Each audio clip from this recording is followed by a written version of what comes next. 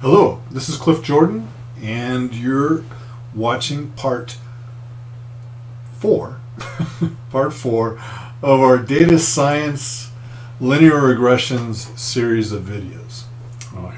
This is a series of videos dedicated just to linear regressions. We'll have other videos out at a later time talking about other algorithms used in data science or other issues in data science. Where we left off in part 3 is we were talking about R-squared. And if you remember R-squared real quickly, we'll just go back here. What R-squared is, it's simply R squared. R, meaning lowercase r, in this particular case, is Pearson's correlation.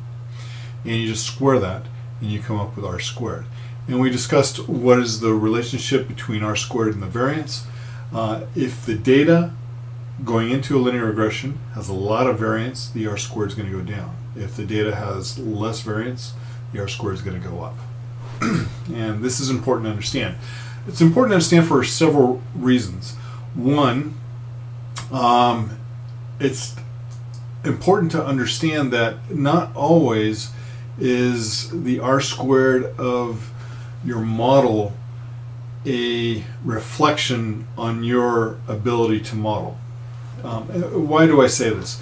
Linear regressions, logistic regressions, and both use R squared as a way of measuring the output and how give you an idea of how comfortable you can be with the predictions.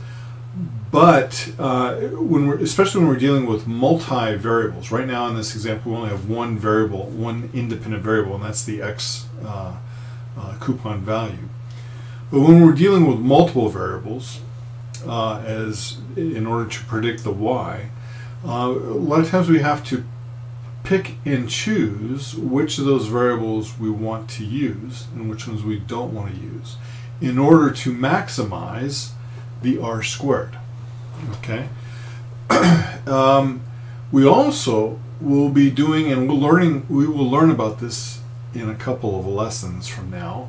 But what we can also do is modify the input data, or should I say the independent variables, such that these variables here are right here is coupon value, but let's say we also included another couple of variables like gender of the person, the day of the week, etc. We can manipulate those variables in order to, or transform them in order to improve the correlation between those variables and the dependent variable, which is this case the y, the total purchase. Okay, so through this manipulation, or through these transformations, we can also increase the R squared. There's other little tricks that we can play to also increase R squared. So you've got, when we're done with a series of these lessons, you're going to learn, you have a little treasure trove of tricks that you can play, or tools that you can use to make a better model for prediction.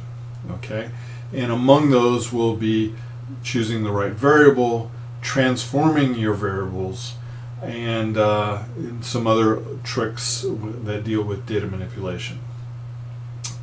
That said, those things are things that you can do to help boost your R squared. But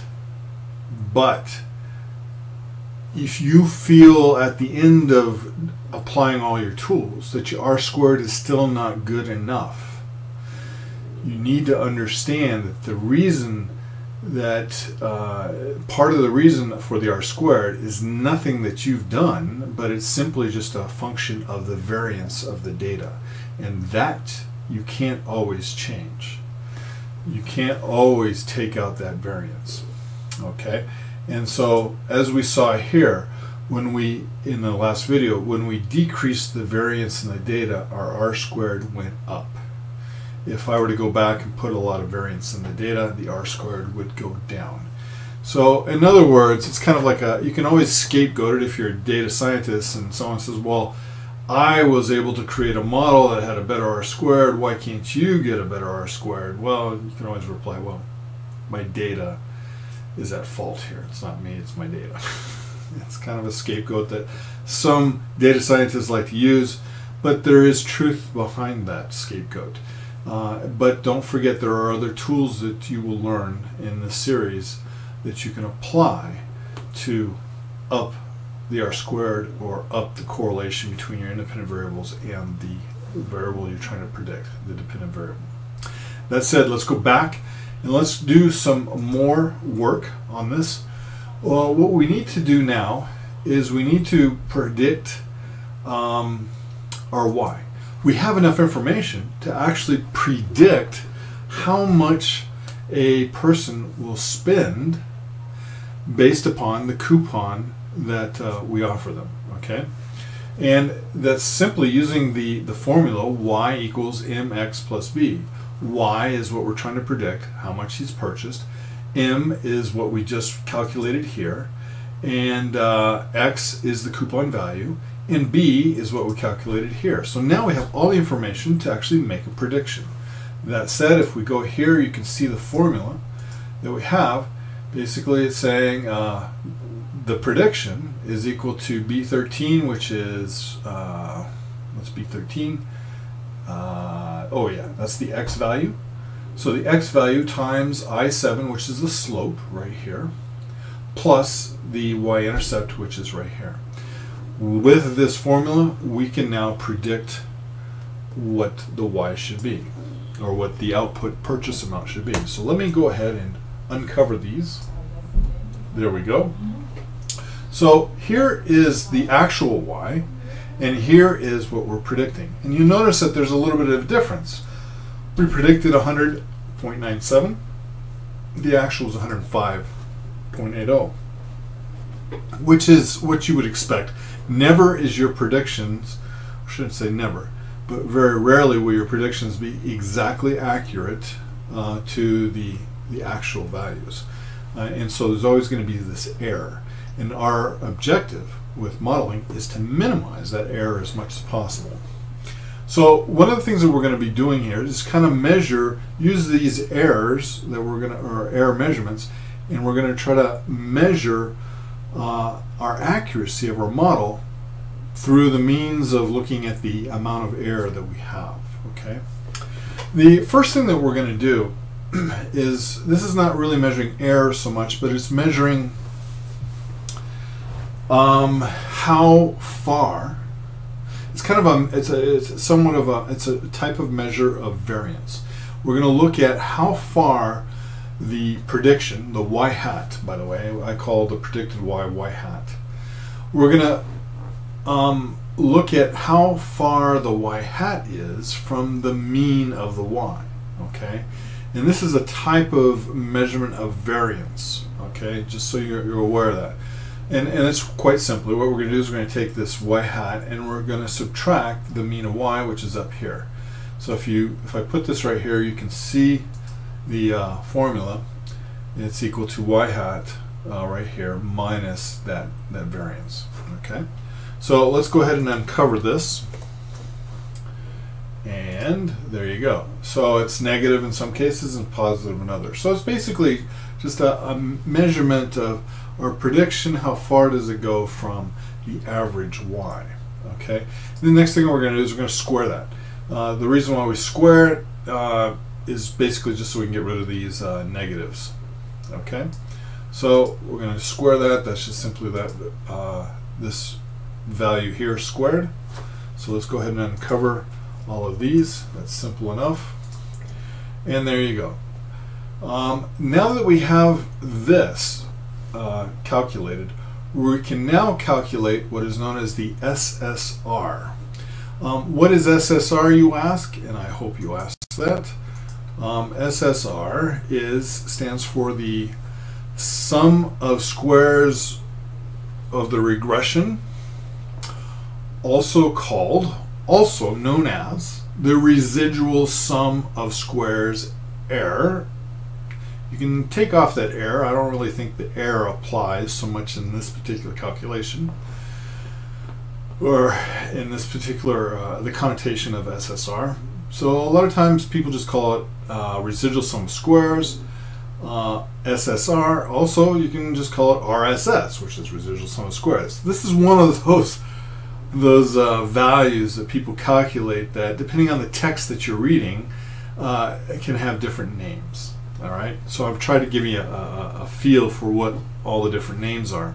But essentially, it's this. It's the sum of the y hat. And now you see why I call it y hat, because it's very common for the predicted outcome. The y, we actually put a little caret on top. We call it the hat. And so it's often referred to in the modeling world or the statistics world as y hat. So we take y hat and we subtract y mean, and then we square it, and then we sum it up across all of the rows. Okay, so this is what the SSR is. Okay, it's the sum of the predicted minus the mean, errors. I don't know if you call it errors, but you square it. Like I said, this is not really a measure of error as much as it is a measure of variance. Okay, typically I would say the lower the better.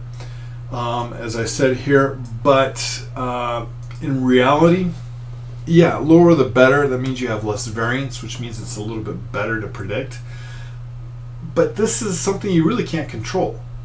You can't really control this much at all.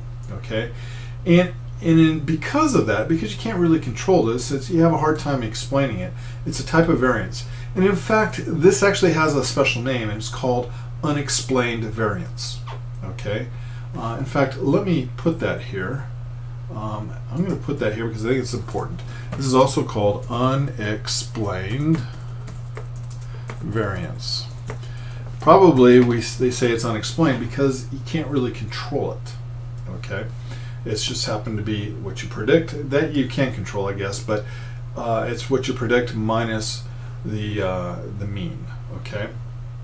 That said, let's go ahead and go back to our spreadsheet, look at it, and there it is.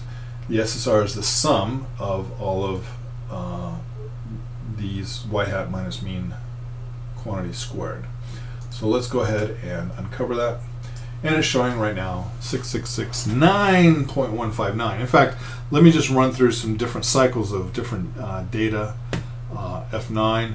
So it bounced up to 9776, it went 6931, 6253. It kind of bounces all over the place.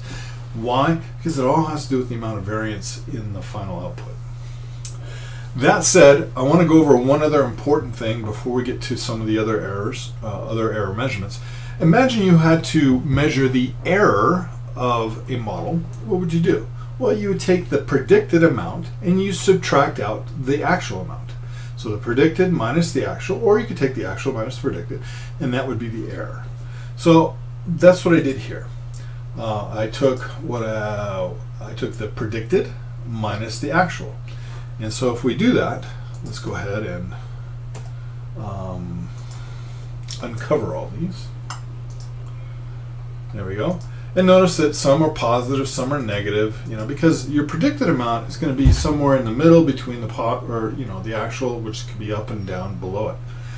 So when you have the actual error, and this is a common mistake a lot of newbies in data science make, they say, oh, okay, now I've calculated my error, let me figure out an average error. So what they do is they go and they average all this up, which is what we did right here. Here, notice that I took the average of everything in that column, and guess what you get? Can you imagine what you get if you average up the error? Well, if your linear regression is truly on the trend line, which is what, remember we called it the mean, even though I don't really want to use the word mean, but it's kind of like in the middle. If it is truly that way, and you average up all the error, it really comes out to be 0, because the errors, you're going to have errors above and errors below, and when you average it all, it should come to 0. Let's uncover this, and guess what it does? It came out to 0, just as I said, which means we've done our regression correctly. Okay, this is important, and it's important to know that if you're going to measure the accuracy of your linear regression, don't use average error. Do not take the average of the error. that's wrong. And we will talk more about this in the next video, which is coming up right now.